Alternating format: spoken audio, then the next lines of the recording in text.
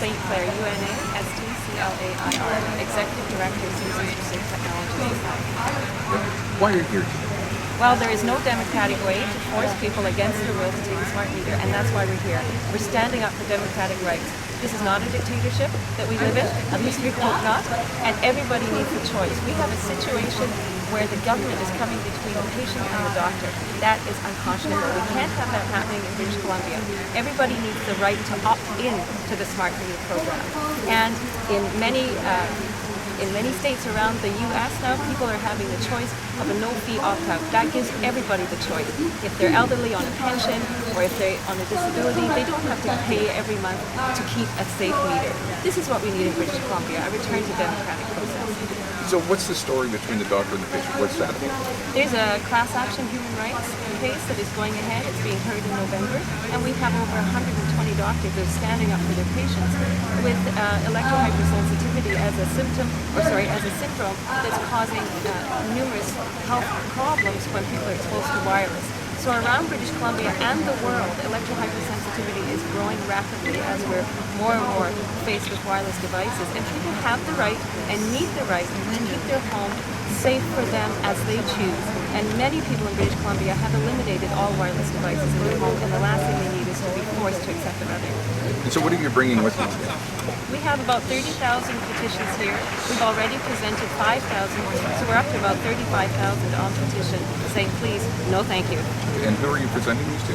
They're being presented to John Horgan, NDP Energy Critic. He's been most supportive and he has presented our petitions ongoing. Excellent. Thank you so much.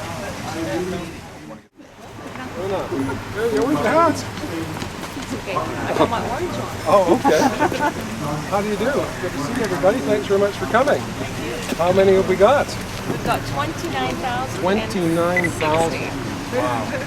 29,060. You got to practice saying that. 29,060. Thank you very much. Where are you from? Sydney. Sydney. Okay. And where are you from? North Wales. 29,060. Where are you from?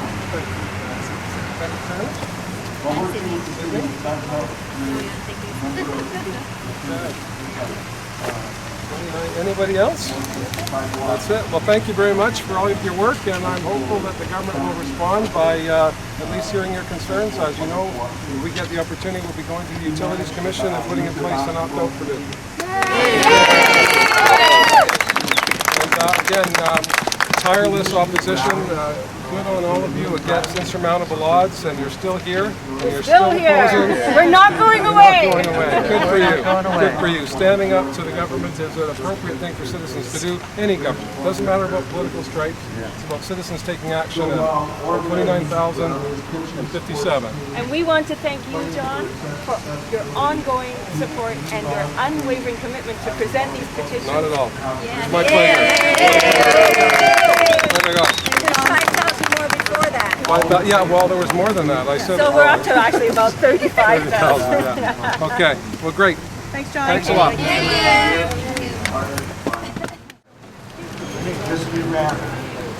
John, why is it important for you to be leading this band? Well, I've been talking about smart meters since 2007 when Gordon Campbell came back from Hawaii and said this was a good idea. At that time, they promised a full business plan. At that time, they promised full consultation and a trip to the Utilities Commission. This is a $1 billion expenditure without any oversight whatsoever to a Crown corporation that's riddled with debt.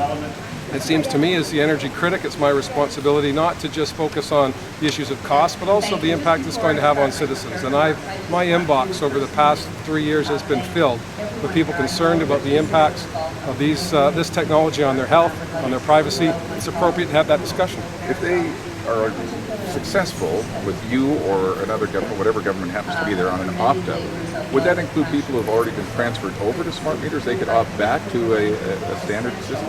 Other jurisdictions have opt-out provisions. The province of Quebec has just started the implementation of the smart meter program. What they did wisely at the front end said to customers right at the start, if you don't want this technology, this is what the cost will be. A modest cost of putting in a wired meter and then an annual cost for having a meter reader, which could be amortized over a 12-month period so the impact isn't as great on individuals. I think that's a reasonable approach. The government should have thought about that 5 years ago. They should have certainly done something about it 5 months ago. And now with 5 weeks left, the best we can do is put forward these petitions on behalf of these individuals and citizens right across BC.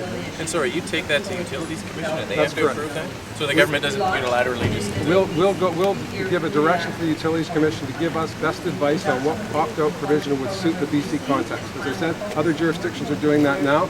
It might not, one size doesn't always fit all.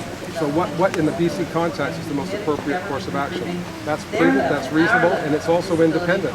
It's not up to the Liberals or the New Democrats or anyone else to pass judgment on this. We need independent validation of the efficacy of the program, and then how do we address the consequences to citizens? And people who already have wireless smart meters and don't want them or felt like they were pressured to take them? It would strike me that those citizens would be have every right to raise those issues with the Commission or with their elected representatives.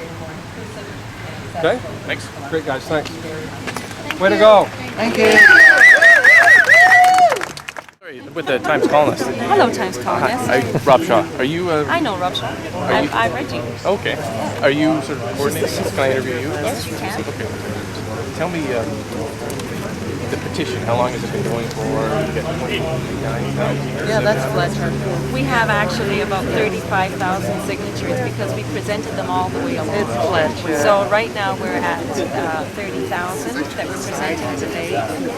If you want the exact numbers, it's 29,057. And that's a small representation of the numbers of people across BC.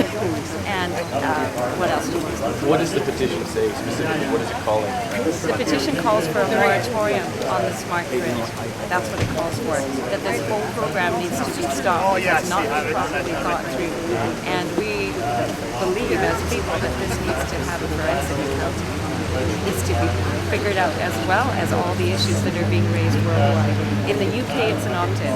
Down into the US, the states are now producing no-fee opt-outs.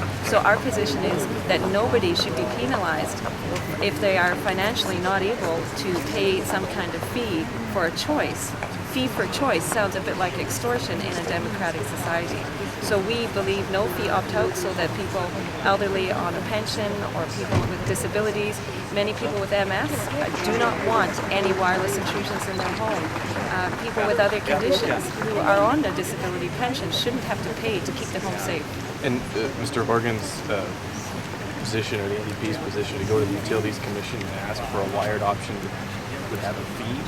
Is that acceptable? Well, that is where the public voice can speak out. And in all places where the democratic process is held paramount, as should have happened in British Columbia, we're not a dictatorship yet. So as should have happened, people can then speak to that, to the BCUC.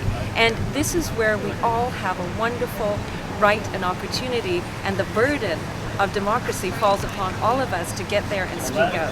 What's your understanding of the current situation with smart meters? We heard the Energy Minister talk about not forcing them on people. I think they're very confused. I think the BC Liberals are dancing a tap dance called How Can I Win the Election? And how can I dance as quick as possible and do the right fancy footwork? I hope that they don't get back in again, because I don't believe one word of what they say. They're saying basically, we won't force you till after the election. What a disgusting ploy. Are people still being forced now? Absolutely. They're still being forced. There's propaganda coming out from the BC Liberals saying we will not force you without your consent. And yet every single day, signs are being taken down, people are being harassed. So basically, what is happening is the installers are saying anything and everything that they can to intimidate people, especially elderly people or women by themselves, to intimidate them to take a smart meter. There is no end to the continued force of smart meters against the will of the homeowner or the resident. Great. Sorry, can I grab your name? It's Una St. Clair, Citizens for Safe Technology Society. And can you help me spell it? UNA STCLAIR. Okay. And sorry, I'm losing track of all the different groups involved, but That we work hand in hand with the Coalition to Stop Smart Meters. So that's Sharon Noble who runs that one, and Citizens for Safe Technology Society works hand in hand with the Coalition. However, every single group, we are all together and we come at this whole problem from different angles. and each group is following their own path to rectify this problem. Okay, great. Thank you very much. Thank you.